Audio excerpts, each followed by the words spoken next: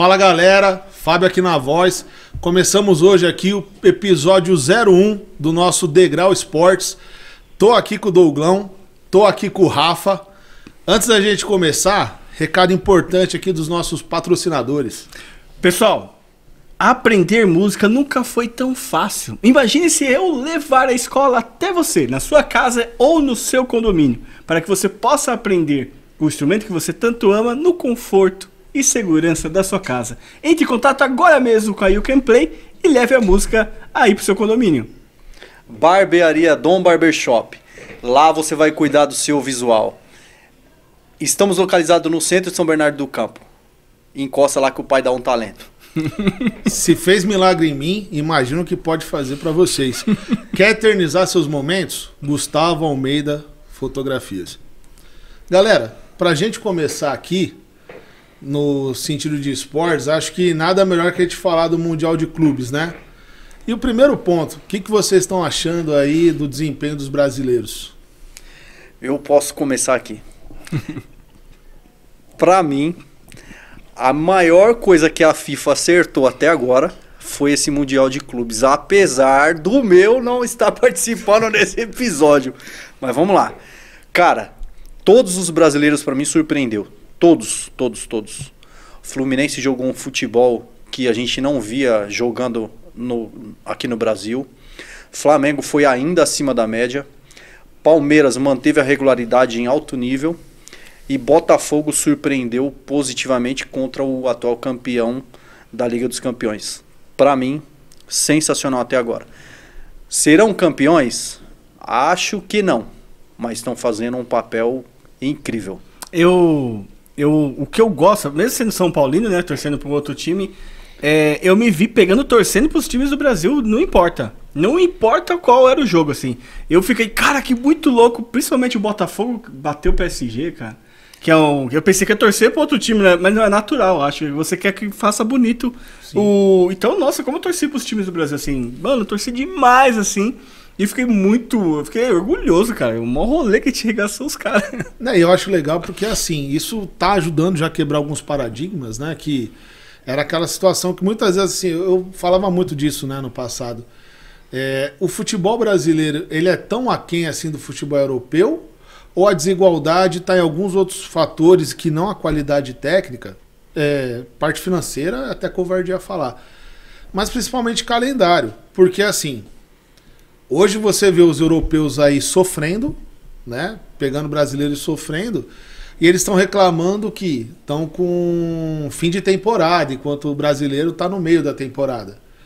Só que assim, tem dois pontos que eu gosto de levantar a lebre aqui. O primeiro, o Porto terminou a temporada com 45 jogos.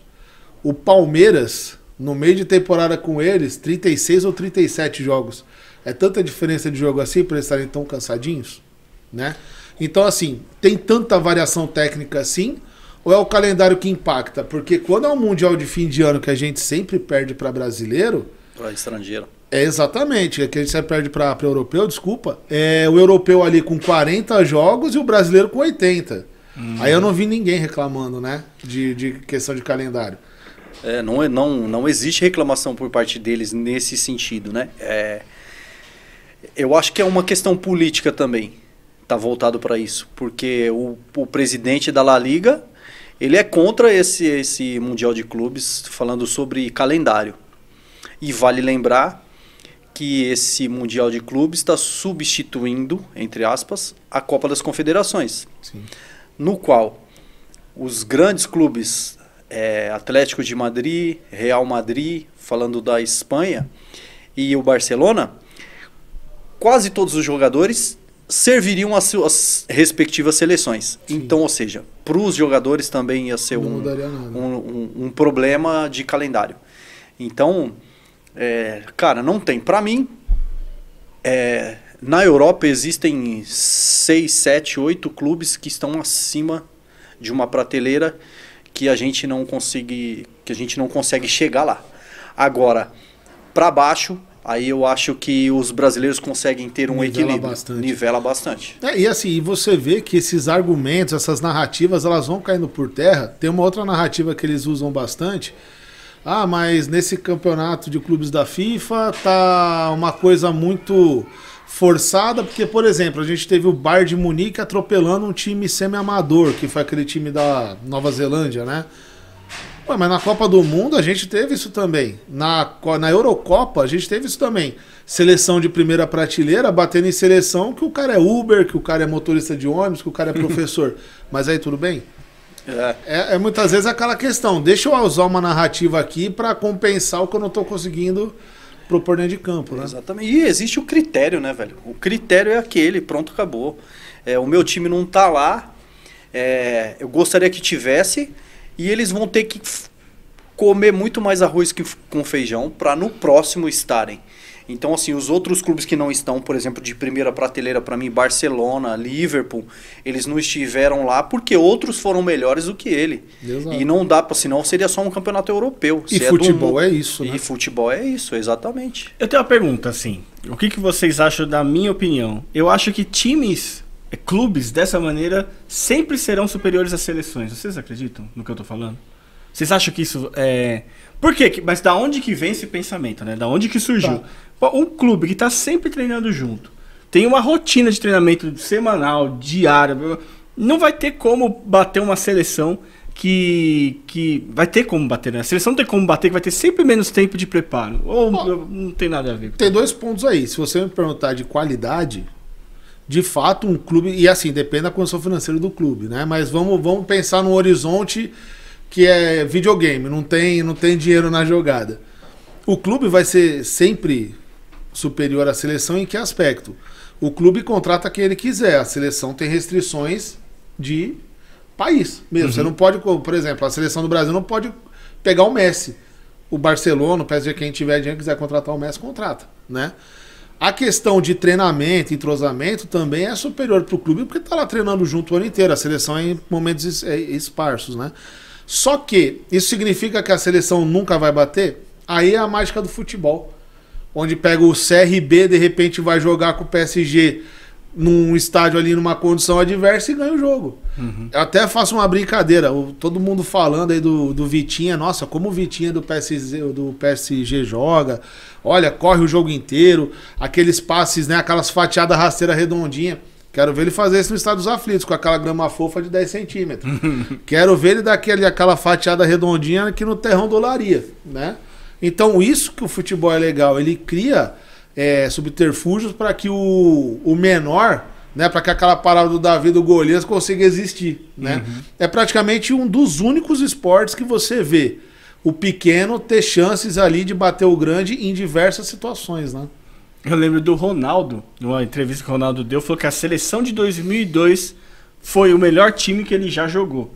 Né? Ele falou, não tinha nenhuma equipe no mundo que bateria aquela seleção. Aí já foge do que eu tô dizendo, né? Que foi uma seleção que ele falou, não, aqui esse time é imbatível. Até pros dias de hoje, por exemplo, vamos falar pra mim, o maior clube do mundo, o Real Madrid. Vai jogar contra a seleção brasileira. Estaria fora do Real Madrid Vini Júnior, Rodrigo, Militão. Como seria o Real Madrid sem esses três caras? Entendeu? Então, assim, cai o nível do Real Madrid. Uhum. Vai jogar contra a França. Não vai jogar contra o Mbappé. Não lembro agora dos outros franceses. Tem o Tchouaméni. Você entendeu? Então, assim, você acaba desfalcando aquele clube. Sim. Entendeu? A gente tá falando de seleções de ponta. Agora, Real Madrid vai jogar contra uma seleção Chile hoje. Entendeu? Aí vai deitar. Não, com certeza. Entendeu? Vai deitar. Então, mais treinamento, mais tempo de treinando junto e mais jogadores, mais condição. Você quer ver uma coisa legal? Você trouxe que o Ronaldo falou que o melhor time que ele jogou foi aquela seleção de 2002. Não sei se vocês lembram da convocação, quanto essa seleção foi contestada. Foi absurdo, assim. O Filipão foi massacrado na convocação daquela seleção. Só que, assim, é uma seleção que, quando foi lá jogar, a gente tinha um Rivaldo melhor do mundo, né? E a gente tinha um Ronaldo que já tinha sido o melhor do mundo. Só que acontece, depois daquela seleção, teve um Ronaldinho melhor do mundo, teve um Kaká melhor do mundo, teve Ronaldo de novo melhor do mundo, teve Roberto Carlos ali concorrendo a melhor do mundo, teve Cafu, que foi o melhor defensor de um baita tempo. Então esse que é o ponto, assim, foi uma seleção que se construiu e se consolidou, né? diversos outros jogadores promissores. E a gente sempre teve, como brasileiro, essa parada de contestar a convocação. Desde que vou falar da Copa de 94 para cá, que é onde eu me entendo como um admirador do futebol. Copa de 90 eu não lembro de nada. Todas elas houve contestação de jogadores X, Y, Z. Trazendo para hoje, por exemplo, a gente está com o Ancelotti, técnico da seleção hoje, para mim acertaram na veia como técnico. Porém, ele convocou Pombo, ele trouxe de novo o Casemiro, ele convocou o zagueiro Alexandro, que até então ele nem era visto direito por outros técnicos. Ele convocou Matheus Cunha. E todos tirando o Alexandro, que não tinha sido convocado em outras edições, foram contestados pelo Dorival Júnior, pelo Diniz, seja lá quem for. Se fosse de novo a convocação do Dorival Júnior e ele tivesse convocado de novo o Pombo, como seria a repercussão? Sim. Você entendeu? Então, acho que negativamente. Como é o Ancelotti, falou, tudo tá ok. E eu nem vou criticá-lo, acho eu que poderia ser outro cara. Mas eu não vou criticá-lo porque é confiança dele. Sim. E então ele vai trazer pro mundo dele, ele ganhar confiança. Se ele convocaria para a Copa do Mundo se fosse hoje? Acho que não. Mas ele quer primeiro ganhar os jogos e trazer a seleção de novo para ele. Depois ele vai colocando mais a cara dele. Primeiro eu acho que foi confiança. Sim, e acho que tem até uma questão de opinião também. Por exemplo, Matheus Cunha, Pombo, eu acho que hoje já é meio que o concurso de quem não concorda. Né? Assim, você fala, cara, já deu o que tinha que dar, mas assim, o cara tá chegando, primeira convocação. Deixa eu dar uma olhada, ver como é que se trata aqui. Casemiro, na minha opinião, foi um baita acerto. Era o que a gente precisava naquele meio campo. O Alexandro, o zagueiro, né? Não o lateral, que o lateral também achei meio sem sentido, mais ok. Mas o Alexandre zagueiro já foi numa linha que eu concordo em que aspecto. A gente não teve ainda um companheiro, assim, a gente já tem o Marquinhos consolidado na zaga. Que é, goste ou não do Marquinhos, ele já é o capitão ali consolidado. Só que do lado dele não tem ainda uma definição, porque tem muito cara oscilando. Então é legal você trazer um Alexandre para dar uma experiência, dar uma bagagem e ver como se comporta, né? Mas isso que você falou, acho que tem muito sentido. Primeiro porque, aí é um ponto de vista que eu tenho. Técnico no Brasil tá muito defasado, né? O técnico brasileiro. Jogador, eu acho que a gente está vendo aqui que, de fato, a gente não tem esse déficit técnico que falam tanto. Tudo bem que tem gente que vai falar, mas os brasileiros estão jogando a vida, os europeus estão jogando mais um jogo. Problema deles, a camisa que está em campo é a deles. Aí se eles se dedicam ou não, é um problema deles. Mas no sentido de técnico, assim, eu falo bastante, assim, até quando o meu time aqui caiu agora o treinador, eu falo, cara, para trazer um outro brasileiro aí desses que estão disponíveis no mercado, ou um argentino que seja, eu iria lá no meio de tabela de Portugal, igual o Palmeiras fez, procurar um técnico de um portimonense da vida, porque esses caras vêm pra cá, hoje, anos-luz na frente da maioria dos treinadores sul-americanos, né, no seu modo de enxergar o futebol. Só que, aí vem outro contraponto, pô, mas tem muito treinador português que também não deu certo. Depende do ponto de vista com relação ao trabalho. O Caixinha não ganhou nada. Mas o Red Bull é um time para ser campeão? É um time para fazer trabalhos bons. O Caixinha no Red Bull foi bem. No Santos já não conseguiu desempenhar. Não sei se por conta dele ou por conta do momento do Santos. Quem é o técnico do Botafogo hoje? É um estrangeiro? É o Renato Paiva. Era o Arthur Jorge, que era o português lá.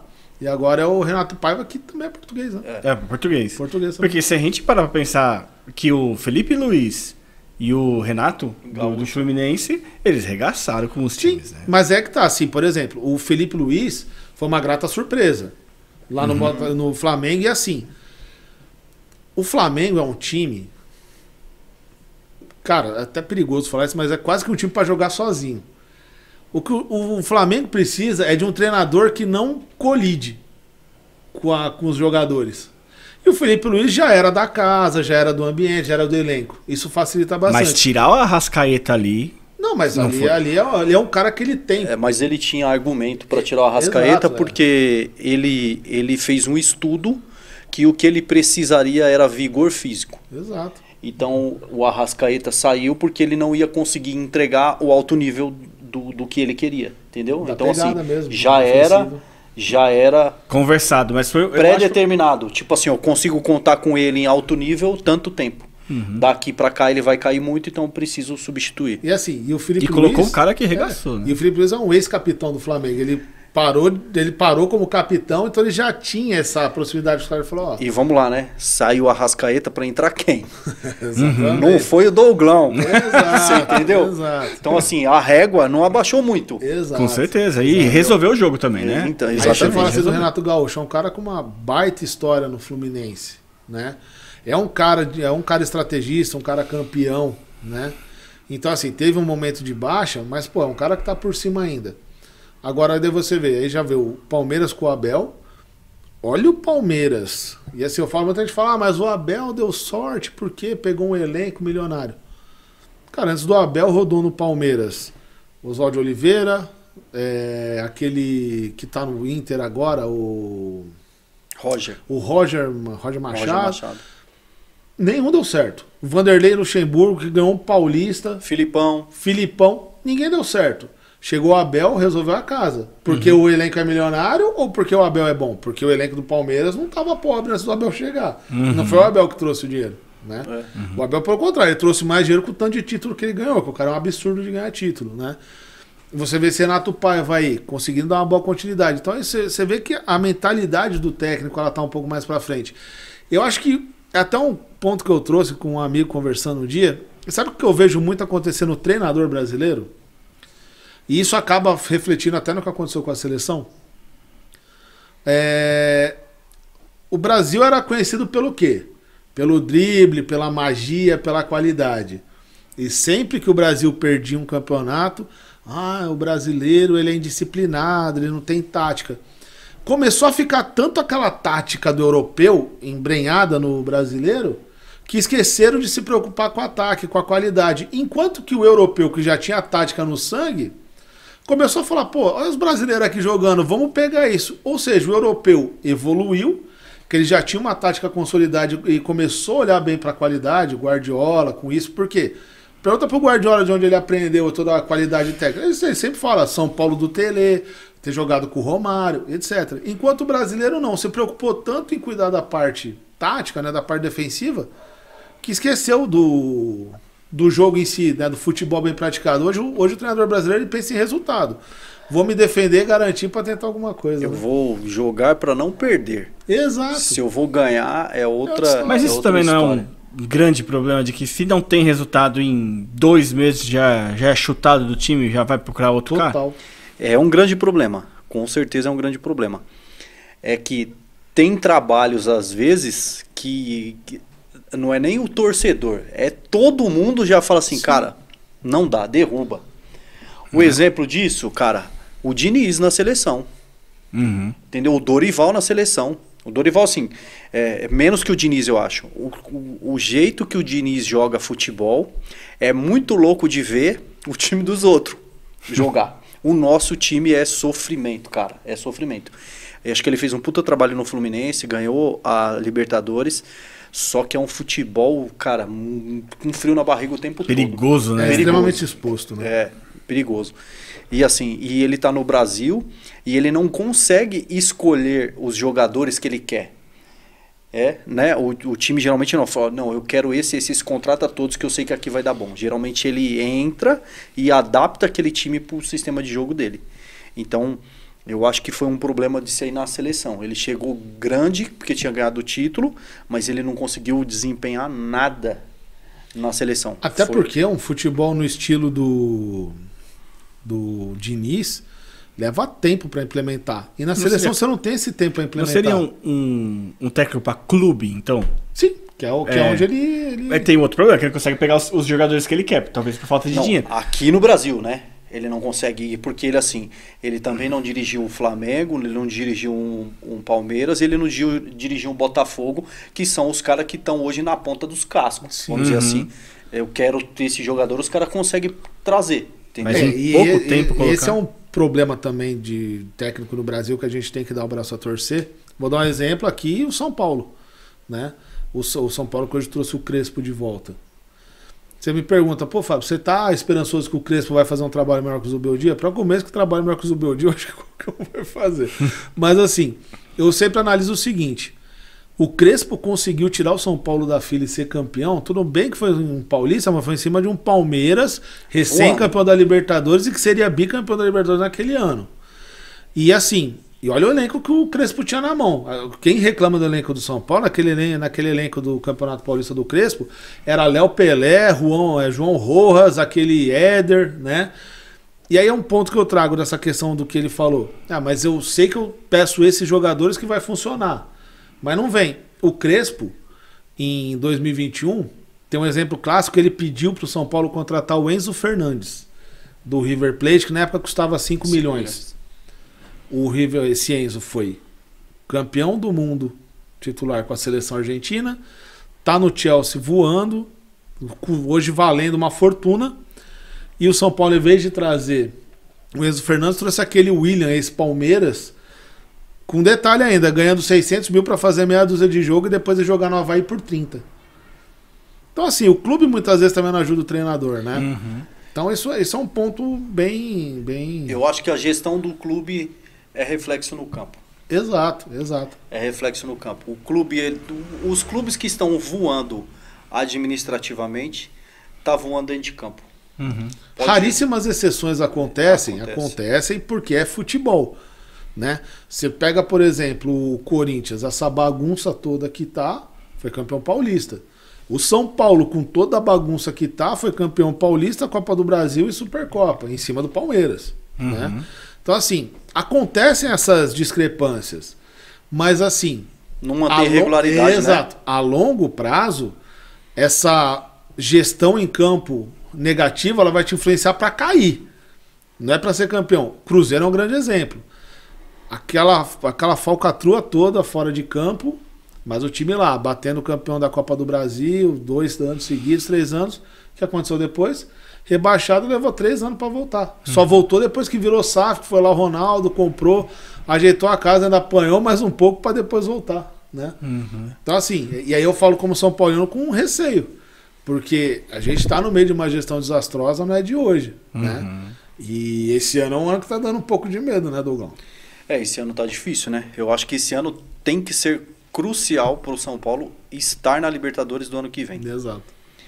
Pelo menos estar, porque tem algumas parcerias que estão para surgir, vai vir a grana e precisa estar numa grande competição para trazer grandes jogadores. Senão fica meio que em vão o lado financeiro. Eu quero contratar você que é bom, mas você não quer porque você não está numa grande competição. Exato. E aí vai travando isso aí. E outra, né, irmão? Hoje o objetivo de todos os clubes é estar no Super Mundial.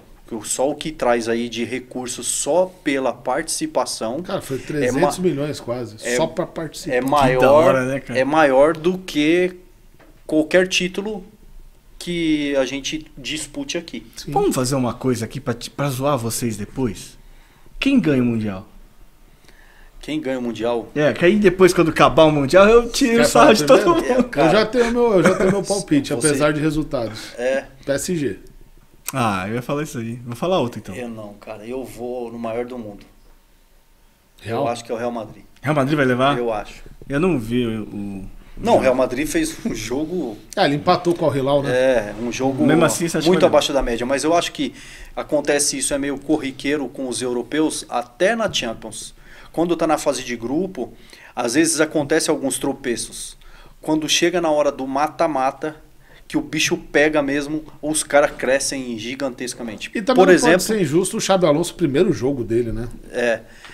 Também tem isso, né? Não tá, o Mbappé também não jogou. Sim. Então, assim, até o que eu acho com os brasileiros. Estão fazendo um puta trabalho, é muito louco, estão dando uma visibilidade pro Brasil, não só pros clubes, uma visibilidade muito louca, top. Mas eu acho que a realidade do futebol brasileiro, sendo otimista, é uma quartas de final.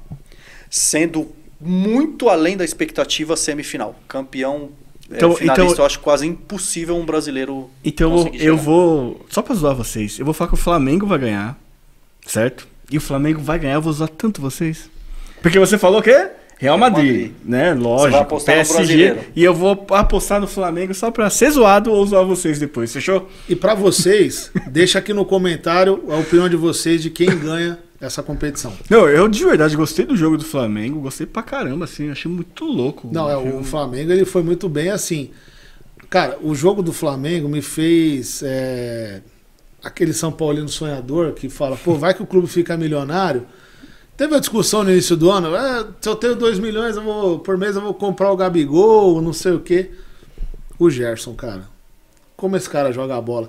Como ele resolve, eu não sei se vocês viram no gol do Bruno Henrique, a fatiada que ele dá, assim, primeiro de tudo, a jogada de pé que ele dá, o Cucurella foi procurar ele lá em Osasco, né?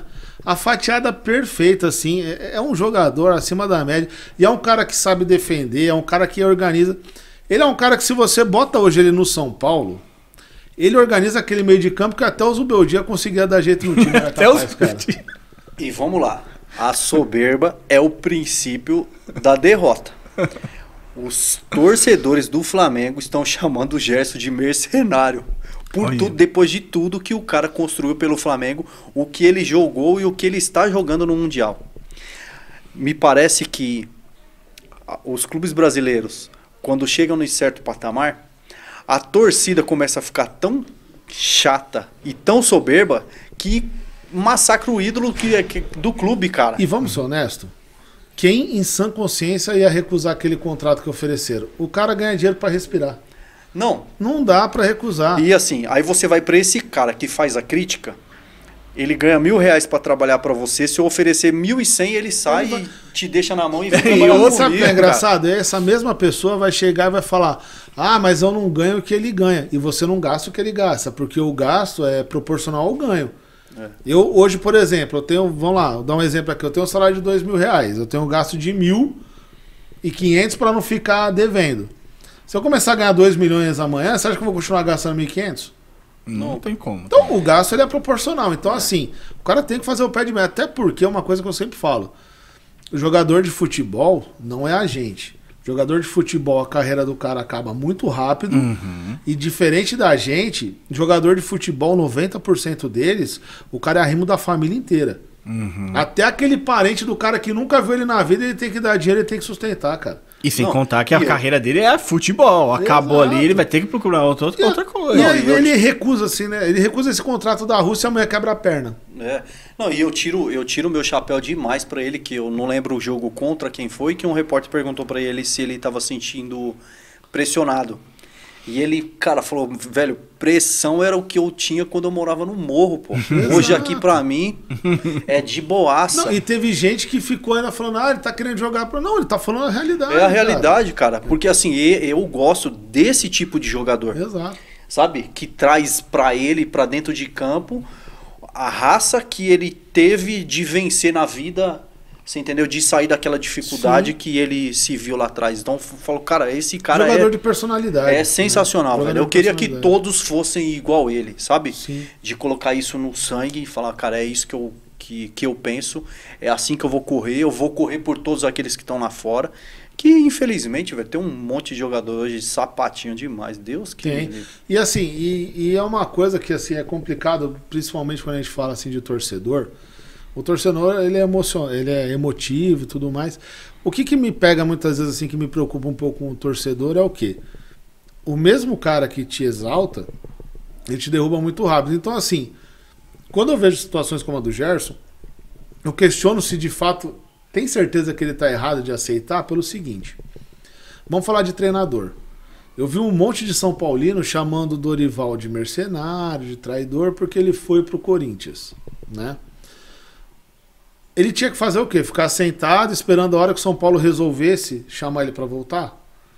Jamais. Aí tudo bem, aí esse mesmo cara vai lá e recusa o Corinthians por 3 milhões por mês para ir pro São Paulo por 1.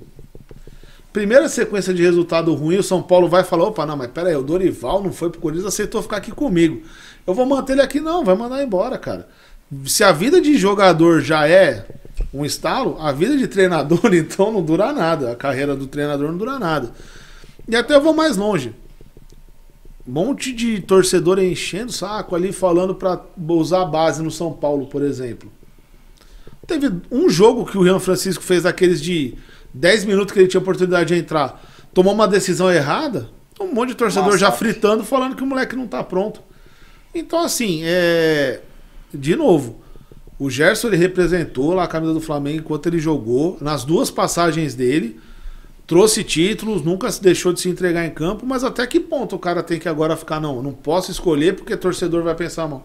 Torcedor vai pensar mal de você, querendo ou não. Você quer ver? É muito simples. Deixa o Flamengo perder um título e o Gerson sair com a esposa dele para ir num restaurante jantar. Flamengo perder um título, você tá jantando? Pra mim, se tratando de seleção brasileira hoje, a alma da seleção, pra mim, é Casemiro e Gerson. Sim. Acho que os dois faz um encaixe ali perfeito de tudo aquilo que a gente gosta de ver daquela função do campo. Tipo, o Casemiro é aquela raça absurda, o Gerson também com isso, mas com uma técnica melhor. Sim. E a gente não pode deixar de citar o homem, né? O camisa 10 que a gente espera que esteja lá, né? A gente tem que falar do menino nele. E assim, é nessa linha que você trouxe mesmo. Hoje eu não vejo o Neymar sendo aquele ponto esquerda que ele jogou muito tempo. Hoje eu vejo exatamente isso. Um Casemiro ali que é o cara que vai segurar o rojão, o Gerson que faz esse balanço, esse controle, e o menino Ney ali, né? Eu já ouvi falar de colocarem o Neymar como centroavante. É impossível essa... Teve gente que já falou, isso já aconteceu. Na verdade não é nem um centroavante, ele é um falso 9, né? O São Paulo fez isso com o Rames uma vez, não sei se você lembra. Que é o quê? O cara não tem mais condição, vamos ser sinceros. Não dá pra você botar o Neymar em campo hoje esperando ele ficar marcando lateral. Que, aliás, é uma dessas abominações aí de treinador brasileiro que, assim, eu vejo, por exemplo, com o Zubeldia fazendo no São Paulo. O Oscar e o Lucas tendo que marcar lateral, botando o Oscar de volante. Aí o cara não consegue desempenhar por culpa dele ou por culpa da forma como foi colocado em campo. Não dá pra você querer o Neymar marcando lateral, marcando subida de zagueiro. A ideia de ele como um falso 9 é porque, primeiro, não tem nenhum centroavante confiável hoje no Brasil. Tem o Igor Jesus e o Pedro, mas como eles não estão na Europa, ficam sendo preteridos. O Neymar podia ser esse falso 9, que é o quê? O Neymar tem qualidade para jogar de costas pro gol, o Neymar tem qualidade para jogar onde ele quiser, na verdade. Tem qualidade para jogar de costas pro gol e ser o quê? Ser aquela referência, mas ele não vai ser aquele cara esperando receber bola para finalizar. Ele é o cara que tá ali na referência para sair, receber a bola e preparar a jogada ou finalizar, né? Eu ainda prefiro ele de 10. Eu acho que ele é o 10 porque eu acho que hoje a gente tem um 9 aí, como eu falei, o Igor e o Pedro, mas o 10 mesmo é o Neymar, cara. Eu não vejo outro 10 no Brasil. Eu pegaria qualquer camisa da seleção e falava onde você quer jogar. Aonde você se sente confortável. É aqui que você vai fazer e o resto a gente se eu vou me virar. Eu acho que ele é o único jogador que tem a capacidade de mudar qualquer partida e é de faz tempo. Faz tempo.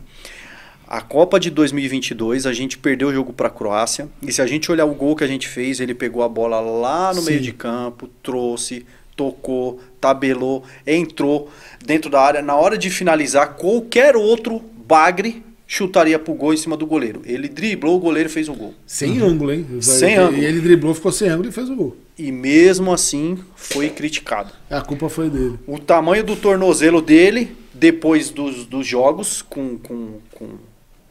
no decorrer dos jogos estava gigantesco. O cara jogou no sacrifício, fez tudo. Mas ainda assim tem uma porrada de gente, mas muita gente que critica o cara absurdamente pelo que ele faz fora do campo. Dentro do campo ele é inquestionável. Já errou? Já. Todos os nossos ídolos, todos os nossos grandes ídolos fizeram um monte de merda fora de campo. A diferença é que não tinha tanta mídia igual tem agora. Qualquer um hoje tem um telefone na mão e filma. Cara, você conversa com pessoas que achou ruim que o Neymar foi lá na Copa de 2022, que foi agora no Catar. No Catar. Na folga do cara, o cara foi naquele restaurante que o cara fica... Sim. Reclamou que o cara não devia ter ido lá, que era um absurdo, na folga do cara. E aí você leva a pergunta pro cara e fala assim, tá, beleza. E você nas suas férias quer ir pra onde? Comer no Bom Prato? De que é R$2? Sua empresa tá falindo. A empresa que você trabalha tá falindo, vocês não saem de férias. Você não sai de férias. Você não tem folga. Não. Você sai de férias e vai pra Aparecida do Norte. Não, sábado e domingo eu vou folgar. Não, tá maluco? Os caras tá precisando de mim, eu vou ficar lá. Só vai você não. Beleza, mas eu vou. Sabe, é uns absurdos assim que o cara não se conecta com a realidade que é do jogador. Ele tá trazendo uma vontade dele, que ele queria que fosse, pra realidade do cara. E, cara, folga é folga. Discordo de algumas coisas. Puta, às vezes exagerou nisso, às vezes exagerou naquilo.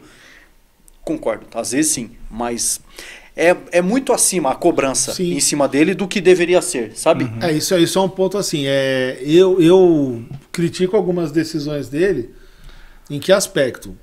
Se ele tá de fato empenhado para jogar essa Copa, porque até agora, se você me pergunta, Fábio, na sua opinião, você acha que ele tá empenhado? Eu não vi isso ainda, que ele tá se empenhando para voltar para estar disponível para a Copa do Mundo, tá?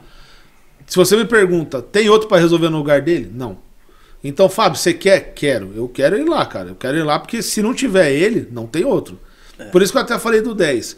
9 a gente dá um jeito. Agora a 10 é ele, meu irmão. Não tem outro para fazer o que ele faz. E pegando o gancho nisso, eu acho que o maior acerto da CBF em trazer o Ancelotti é justamente isso. Sim. Sentar com ele tete a tete.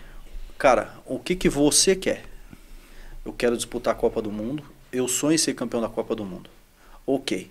Então, você precisa organizar isso. Sim. Eu vou pedir para você evitar isso. Beleza? E aí é o seu desempenho. Sim. Entendeu? Eu acho que a contratação do Ancelotti desconstruiu alguns pensamentos que eu nunca pensei assim, mas muita gente sim. A seleção, a CBF que convoca, é patrocinador, é isso. Eu não acho isso. O Ancelotti não é ator pra isso não, cara. E até antes do Ancelotti, eu nunca achei isso. Eu achei que está mais relacionado à nossa geração. É só uma preferência. Ou eu convoco o Fábio, ou eu convoco o Rafa. Os dois é mais ou menos a mesma coisa. O Fábio não tá voando e eu não tô levando ele. O Fábio joga mais ou menos no mesmo nível do Rafa. É uma escolha. Sim. Então é mais ou menos isso que eu penso. O que desconstruir... é pouco provável, tá? Porque aqui é outro nível de futebol. O que veio para desconstruir isso com o Ancelotti é que eu acredito que ele não veio fazer papel de marionete. Sim. Ou é o que ele quer, ou não faz sentido para ele. Então, assim, a primeira convocação dele, ele fez mais do mesmo. Convocou mais jogadores que já vinham sendo convocados. Deu uma quebradinha ou outra, mas foi o mais do mesmo. Então, assim, o que surpreendeu mesmo foi talvez o Alexandro. Sim. O Casemiro já estava no radar, porque até então ninguém pegou a camisa 5 desde a outra Copa do Mundo e falou, me dá essa camisa aqui que eu vou tomar conta. Sim. Né? Então, e assim, ele já tinha aquele relacionamento de longo prazo com o Casemiro, que também influencia. O Casemiro também vem vivendo uma boa fase do Manchester United, apesar do Manchester não viver um momento tão bom, mas o desempenho dele e acho que é um ponto isso aí que você trouxe, cara, até uma coisa que eu ia comentar, acho que foi um gancho legal. Por exemplo, se é o Dorival convocando o Neymar hoje, pau mandado da CBF, é Neymar e mais 22 ali na convocação, tá por obrigação. O Ancelotti convocar o Neymar, eu vou falar por mim, eu enxergo que se o Ancelotti convocar o Neymar, é porque o Neymar tá pronto para ir para a Copa mesmo, porque eu não vejo o Ancelotti chegando e falando, cara, eu preciso de 23 jogadores para a Copa, não, vou ter que me matar com 22 porque eu sou obrigado a levar o Neymar. O Ancelotti é um cara que não precisa disso hoje. Né? Ele tem tamanho, né? Exato. Para falar com o Neymar assim, olha, cara, eu quero isso de você. Se você não atingir isso, eu não vou te levar. O Ancelotti pode levar o Neymar e deixar ele no banco, se for o caso. Sim, eu acredito. Ou não levar. Mas ele eu acho que assim, Neymar no banco da seleção seria um negócio absurdo, mas o Ancelotti faria. Eu falo que hoje, o nível que os técnicos brasileiros chegaram, e o nível que os jogadores avançaram, o treinador brasileiro ele não tem tamanho para falar com o Neymar. Sim. Igual foi, por exemplo, o Filipão, o Parreira na Copa no Filipão na Copa de 2002 que não levou o Romário. Sim. Entendeu? Não vou levar. E o Romário é o Romário. Entendeu? Não vou levar. Mas o próprio Parreira em 98 também com o Zagallo lá eles não levaram o Romário também. Não levaram. Então, e eu digo assim, os técnicos eles estavam acima dos jogadores. Pergunta: e se levasse o Romário, ganhava aquela Copa? Qual? A de 98. Cara, eu acho que não vou bater o martelo que ganhava, mas aumentaria bastante a oportunidade de ganhar, né? Porque era uma fase que o Romário tava voando, né? A gente perde o Ronaldo, mas tem um Romário, né? Então, e foi a final, né? Esse é o grande problema, assim, que por mais que a gente tivesse grandes jogadores, mas assim, a altura do Ronaldo, o futebol que o Ronaldo tava jogando naquela época era... Assim, o Edmundo, por exemplo, o Bebeto é inquestionável, um baita jogador. Só que ali era uma seleção para você ter um Ronaldo e Romário no ataque com o Bebeto entrando no segundo tempo para botar uma fumaça, né? Não, o Bebeto foi engolido, né? E aí, que bota? O Edmundo, cara, o Edmundo é um baita jogador, mas nunca desempenhou na seleção. Chegou ali, brigou com o Rivaldo, tudo, mas não conseguiu criar nada, né? Então, assim, aí são alguns pontos que às vezes a teimosia do treinador pode ir contra ele. Em 98 foi contra ele, em 2002 foi a favor. Se o Brasil não ganhar aquela Copa de 2002? Em 2010, o nosso Dunga deixou de levar o Ganso e o Neymar. Ganso, Neymar e Ronaldinho. E o Ronaldinho. Que poderiam ter ficado no banco ali. Em 2014, não foi o Ronaldinho Gaúcho, não foi o Kaká, não foi o Robinho. E cara, sabe qual é o ponto? Você não precisa botar os caras pra jogar de titular. Mas o que é assim, pensa em 2010. Holanda e Brasil ali, quartas de final. O cara olha pro banco do Brasil e vê lá. Ronaldinho, Neymar, Ganso. O cara fala, meu, o Kaká tá meia bomba aqui, tá machucado, vai entrar o Ronaldinho, vai feder. Né? Não, o cara olha pro banco do Brasil e tem Michel Bastos. O cara olha pro Banco do Brasil e tem Juninho, entendeu? É o que eu atribuo do 7-1 em 2014. A gente não tinha o nosso principal zagueiro, que era o Thiago Silva, cumpriu suspensão, e a gente não tinha o nosso principal jogador, que era o Neymar. É totalmente diferente a atenção que o time tem com o craque no campo. Exato. E sem ele. Você entendeu? Aí fala, quem entrou no lugar do Neymar? Saiu o Neymar, machucou. Bota o Ronaldinho Gaúcho lá. Você acha que o alemão ia soltar os 3 volantes pra subir? Não ia. Foi um atropelo. Foi um atropelo. Foi... E aí é um ponto, assim, aí é a mesma coisa na zaga. Cara, sinceramente, assim, o Thiago Silva e o Davi Luiz ali, ok, não vou questionar. Na época eram os principais zagueiros. Mas o Dante, cara, né? Eu não vou no Dante. Sabe, mas é que eu não enxergava o Dante pra um tamanho de Copa do Mundo. Eu não vou no Dante. Eu vou no Henrique. Nossa, piorou. Que era o outro quarto zagueiro, vamos dizer assim, né?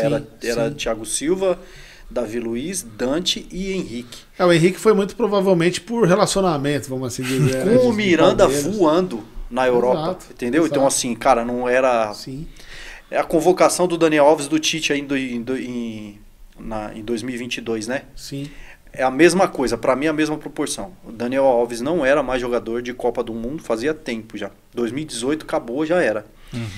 Ele levou por confiança e acredito que no meio do caminho ele entendeu que o Daniel Alves não era pra jogar. Tanto que no jogo que precisou do lateral direito, ele nem contou com o Daniel Alves, que foi o jogo contra a Croácia. Sim. Ele jogou com o Militão improvisado. E cadê o Daniel Alves? Só jogou o jogo e o gol foi por lá, né? Que já estava classificado. O gol foi por lá porque ele trocou, quando passou o Alexandre, ou não, o Danilo para lateral isso. E tinha tirado o Militão, cansaço, alguma coisa assim. E aí tomamos o gol por aquele setor. Então você fala assim, cara,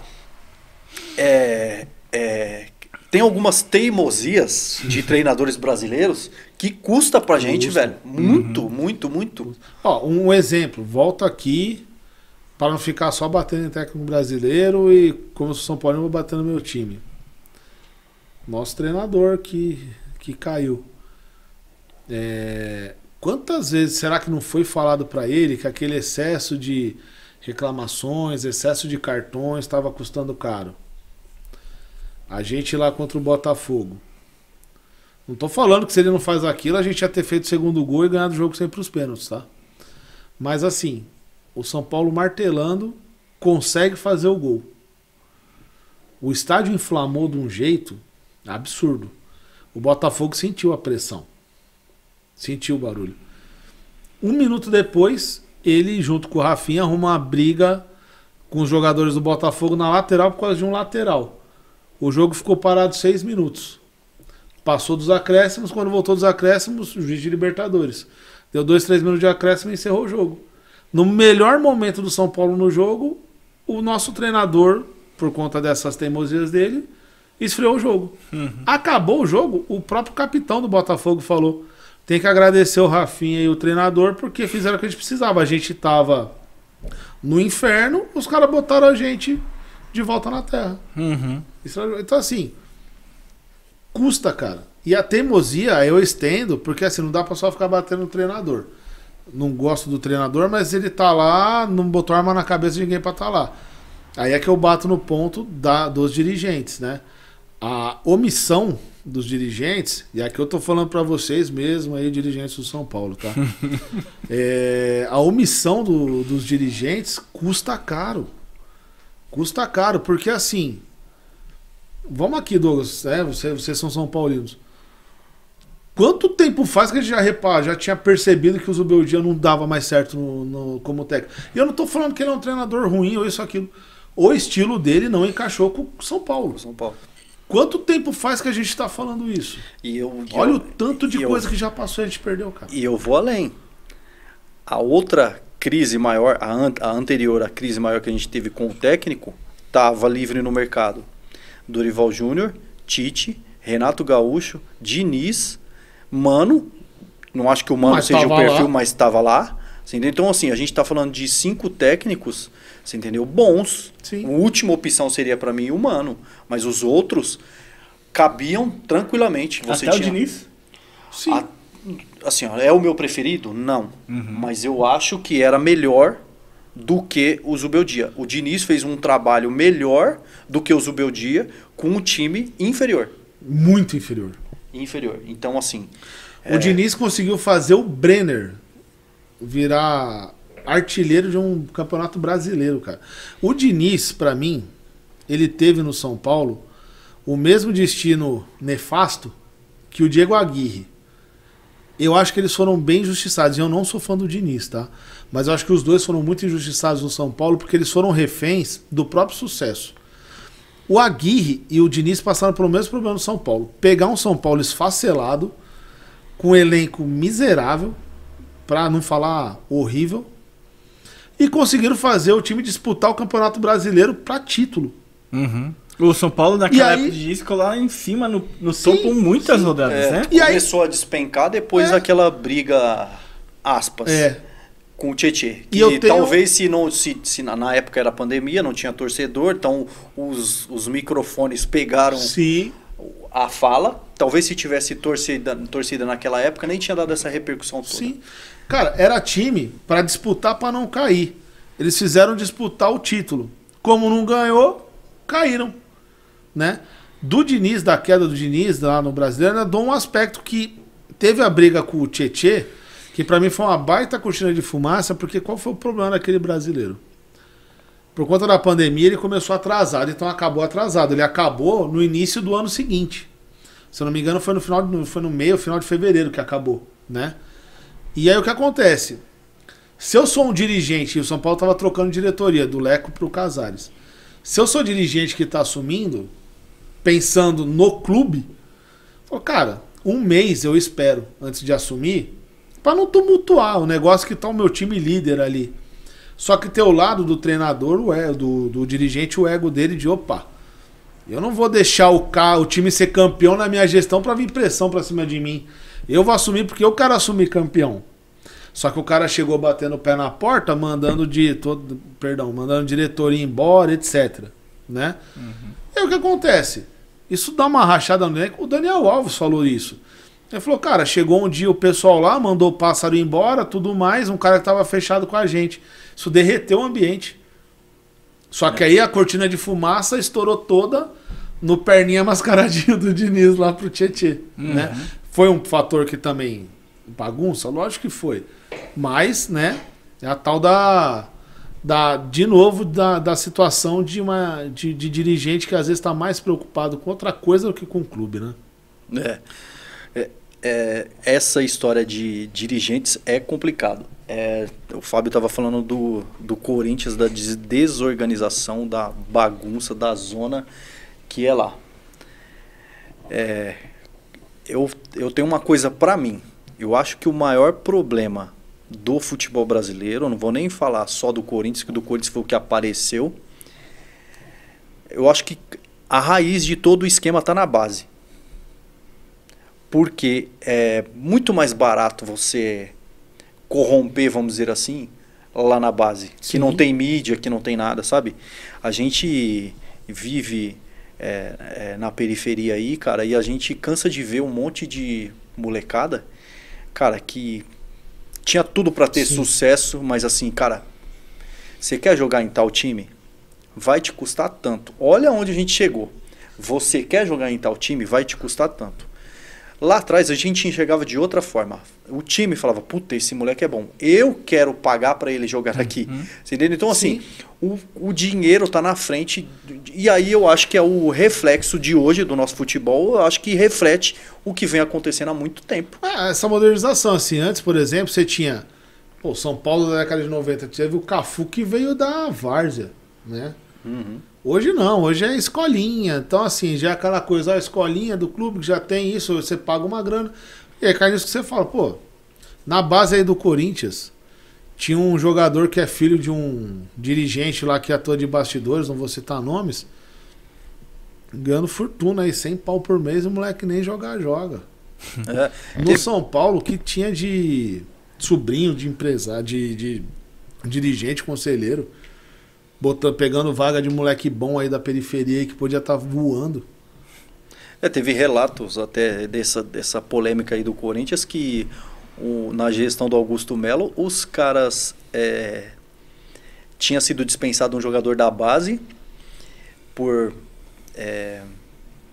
não evoluir, tecnicamente.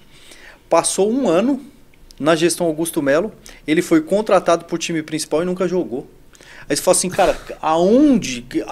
E aí o que eu fico pensando é assim, ó, ninguém mais tá vendo isso? Não era um que era goleiro e foi contratado como lateral, inclusive? Também é outro. Aí você fala assim, cara, não é possível, ninguém tá vendo isso aí. Ninguém mais no clube. Entendeu? Qual o tamanho do esquema que existe? Porque assim, só posso pensar desse jeito. Entendeu? Se eu faço um negócio desse aqui, a gente, uma empresa, todo mundo tem acesso a isso aí, ninguém fala nada, é porque todo mundo tá levando. Tá todo mundo na pegada. Vou até fazer uma provocação nisso, porque já teve muitos São Paulinos que discutiu isso aí comigo, que falam que é fácil o Palmeiras, desculpa, assim, rival, tudo mais, mas é um baita exemplo de gestão. E, mas é fácil porque no Palmeiras teve um Paulo Nobre. No São Paulo teve um Paulo Nobre que quis ajudar ali, que era o Diniz, né, o Abílio. Só que, não sei se vocês lembram disso, e aí muita gente criticava o Diniz que falava, mas ele quer... Ele fala, mas não bota dinheiro. O Diniz falava, eu conheço essa bagunça, eu não vou pôr dinheiro. Por quê? Ele falou, você quer que eu bote dinheiro? Igual o Paulo Nobre fez? Eu boto. Me dá a caneta. Me dá a caneta e sou eu que cuido do dinheiro. Os caras, mas assim fica fácil. Não, pelo contrário, assim é o certo. Quem em sã consciência é louco de botar dinheiro lá e falar, faz o que vocês quiserem. Aí o cara reclama disso e ele não paga um sócio torcedor que custa R$40 por mês falando que não vai conseguir ingresso. Entendeu? Mas o cara pode aportar lá 500 milhões dele, que o cara é rico, 500 milhões não é nada. De novo aquele discurso do salário do jogador, né? Como não é o meu bolso, se vira aí, né? Mas não é assim, você pode, né? Tipo isso. Exato. Galera, considerações aí finais aí pra gente encerrar. Vamos pegar mais um gatilho aí falando de palpites. Copa do Mundo chegando aí. Brasil leva essa? Ou qual a opinião de vocês aí sobre participação do Brasil nessa próxima Copa do Mundo? Eu acho que o Brasil tá numa segunda prateleira. Eu vejo Argentina, Espanha e França como os principais candidatos ao título. Brasil, apesar do Ancelotti estar começando, eu ainda enxergo que está na segunda prateleira, mas 5 estrelinhas pesa, né? Pesa, então assim, eu acho que tem tudo pra gente construir um trabalho top aí. Eu acho que dá pra brigar. E você? Eu gostaria muito. É até engraçado o que eu vou falar, que eu não sou de clube muito. Eu não gosto muito do São Paulo, do Palmeiras. Eu gosto muito da seleção, né? Então, se é pra me ver torcendo mesmo, com certeza é pela seleção brasileira. E agora com a entrada de um técnico estrangeiro, eu fico mais esperançoso. Então eu vou torcer pra caramba. Não sei se é o time que vai ganhar. Palpite. Aqui é comprometedor. Brasil, vocês vão me zoar, mas eu vou tentar. Eu falei os 3, mas eu vou palpitar aqui. Eu acho que é a Espanha. Brasil, vai lá. Cara, torcendo pro Brasil. Brasil, tamo junto, mas... Cara, assim, eu torço muito pro Brasil ser campeão. E eu acho que, assim, a chance do Brasil ser campeão depende muito do quê? Desse esquema do Ancelotti, eu não tenho dúvida que ele vai conseguir incorporar um sistema mais competitivo no Brasil. Sem treinar, ele já fez o Brasil ser um pouco mais competitivo, um Brasil mais agudo e roubando mais, né, recuperando mais a bola. Mas eu só vou conseguir bater o martelo e falar, eu acho que o Brasil ganha a Copa quando eu ver o Neymar 100%. Se o Neymar tiver 100%, com esse esquema do Ancelotti, e principalmente ele olhando que a gente tem centroavante bom no Brasil, mister, olha pro futebol brasileiro, cara, não olha tanto só pro futebol europeu, só isso eu peço. Tem peça boa aqui pra fazer parte, Igor Jesus e Pedro dá de 10-0 e tudo esse centroavante de meio de tabela aí da Premier League. Mas eu tô meio parecido com você, então eu tô meio que mureteiro com os dois, entre Brasil e Espanha. Brasil na expectativa, mas Espanha quem eu acho que tá mais preparado. Se o Neymar tiver 100%, seremos finalistas. Finalistas, se o Neymar tiver 100%. Qual que é o ataque ali do Brasil? Vini Júnior? Sim, Vini Júnior, hoje, né, tá sendo Vini Júnior, Rafinha e um volante de camisa 9, né? Que esses centroavantes do Brasil hoje lá da Inglaterra lá é tudo volante jogando de camisa 9, né? Então você tem o Matheus Cunha, João Pedro, Richarlison, Gabriel Jesus, juntar os 5 ali, uns 4, 5 ali, não dá o dedão do Neymar, né? Não dá o dedão do Pedro. Mas vai lá, qual que é pro Fábio o ataque do Brasil? O ataque só. Cara, eu colocaria o Neymar na armação, tá? Ponta. Cara, nesse momento eu tiraria o Vini Júnior, quando eu vejo o Vini Júnior desempenhando bem na seleção. Eu deixaria o Rafinha ali para a esquerda, que ele consegue participar para aquele lado. O lado direito, se mantiver o que jogou no Betis, eu acho que o Antony tem muito mais merecimento aí do que por exemplo, um Vini hoje está desempenhando. E centroavante eu iria com o Igor Jesus ou o Pedro. Eu sou fã do Pedro. O que me preocupa do Pedro é a questão física dele, se ele vai estar inteiro. Se ele estiver inteiro, pra mim ele é um 9. Do contrário, é o Igor Jesus. Você. Posso escalar? Eu vou de cabo a rabo, filho. Vai. Escala aí. Goleiro Alisson. Hugo, eu treinaria ele pra ser um goleiro, pra ele estar no grupo da próxima Copa e ser um goleiro que, assim, ó, decisão de pênalti. É você. Tipo a Holanda fez isso. Né? É você. Treinaria para isso. Treinaria para isso. Eu tô considerando uma seleção mais leve, sem jogar muito contra grandes adversários. Eu entraria com Militão e Marquinhos. Isso, zagueiros. Eu entraria com Alexandro. Igor Vinícius, não? Alexandro, hoje na lateral esquerda. E o Wesley na lateral direita. Casemiro, Gerson, Rafinha, Neymar, Vini Júnior e Pedro. Um baita time. Eu só consigo pensar no ataque, assim, né? E eu pensaria nesses caras, assim.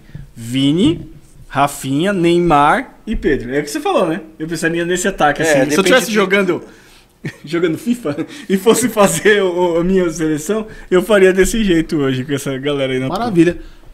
Você, deixa aqui a sua escalação pra gente ver quem que tá certo aqui quando chegar a hora. E Brasil vamos campeão. Brasil campeão. Galera, agradeço aí vocês acompanhando a gente. Douglão, Rafa, valeu pela conversa. Tamo junto. Não esquece de seguir a gente, ativa o sininho pra acompanhar todas as nossas atualizações aqui. A gente se vê. Manos, vamos ter resenha aí do futebol, hein? Do esporte, vamos ter resenha. Acompanha a gente aí, que nós vai falar merda pra caramba, mas vamos que vamos. Até um ponto aqui, hein? Vou trazer depois aqui umas caixinhas pra você soltar assunto polêmico pra gente debater aqui. Vamos já colocar uma aqui? Bora. Qual é o maior clube do Brasil?